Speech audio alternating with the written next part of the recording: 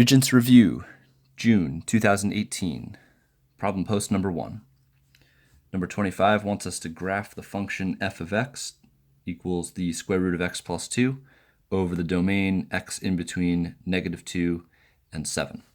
So let's go to our y equals screen and plug in the square root of x plus 2 for y1. So I'll put in square root x plus 2. I'll head over to the table, and I want everything from -2 to 7. Now notice that they're not all whole numbers. So let's make a table of values of just the whole numbers, just to guide our points, and then when we sketch the curve, we'll get all the other ones in between. So we're going from -2 to 7, and some of the ones in between are -1, 0, and +2. Those all give us whole numbers. So -2 gives us 0, -1, 1. 0 actually doesn't give us a whole number. Let's get rid of the 0. We don't need that. But +2 gives us a 2, and 7 gives us 3. Okay, so here's a table of some values that we can use to guide our function. So let's plot them: -2, 0, 1, 2, 0, -1, 1, 2, 2, and 3, 4, 5, 6, 7, 1, 2, 3. And then I can sketch the curve, modeling the square root function. Now notice I don't extend beyond this point with an arrow, and I don't extend beyond this point with an arrow, because it only asks me to graph over this domain, -2 to 7. So once I get to 7 and -2, I stop. And for good measure, we can say f of x is equal to root x plus 2, where x is in between 7 and -2.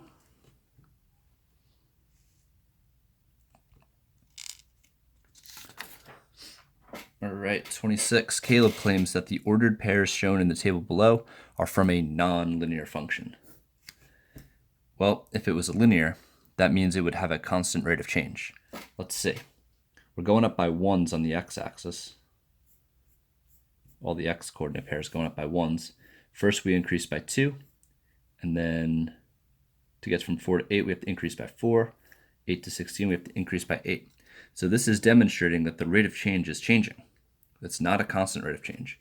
So that means Caleb is correct. The table shows, table singular, one table. Table shows that this function does not have a constant rate of change. Does not have a constant rate of change.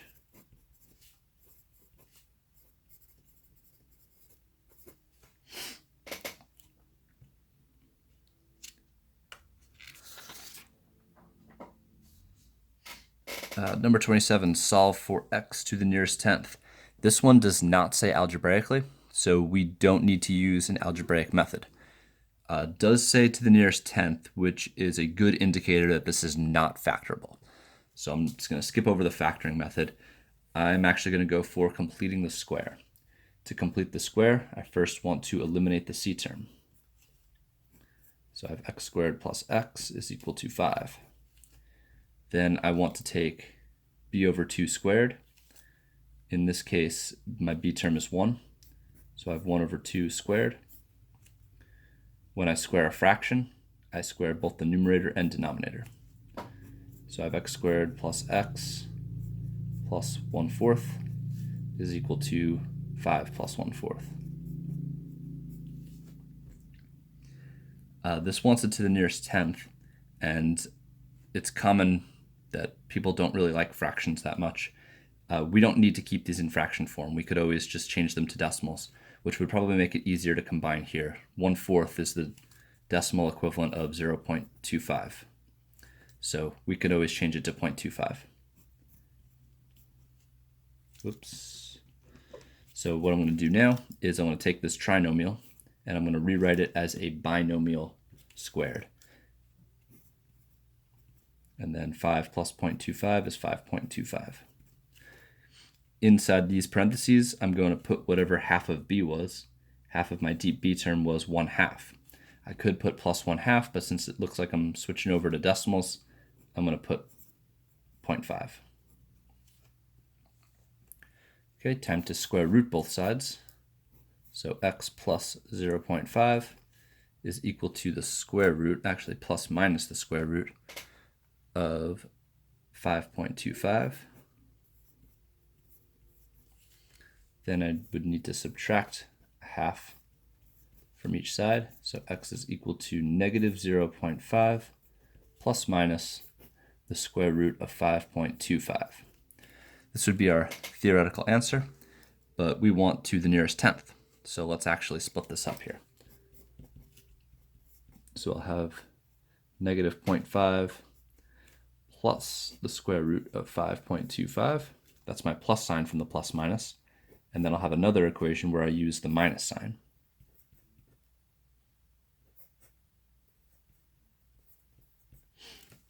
All right, so we can use our calculator to solve each of these.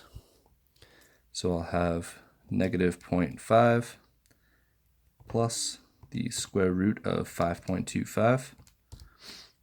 And it wants to the nearest tenth, so the 9 will bump the 7 up to an 8. So I'll get x is equal to 1.8. On the other side, I'll have the same thing, except it's going to be a minus, and that'll give me negative 2.8.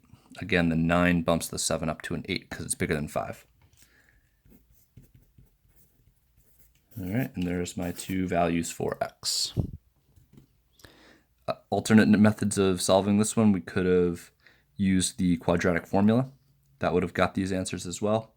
And we also could have used a graph method where we would graph this function and see where it intersects the x-axis.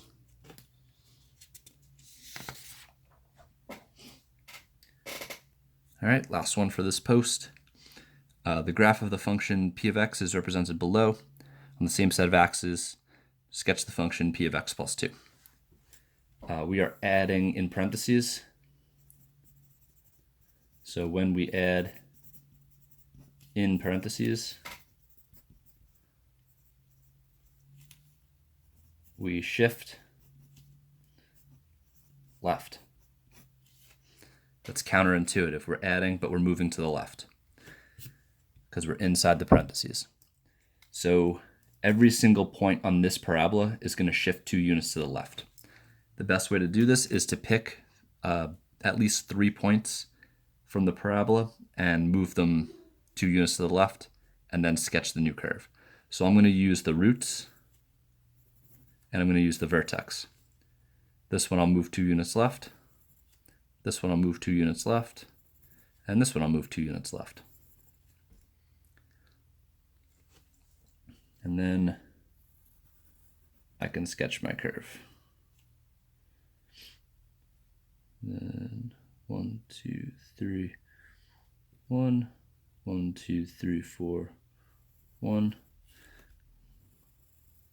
I wasn't very confident in my sketching ability, so I threw another point in there. 1, 2, 3, 4, 1.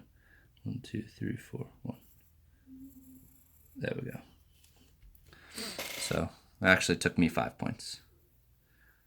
3 is definitely the minimum you want to use, but 5 will make it a little bit more accurate. All right, so we've shifted our graph 2 units to the left. It didn't ask us to explain anything, just wanted us to do it, so it's done.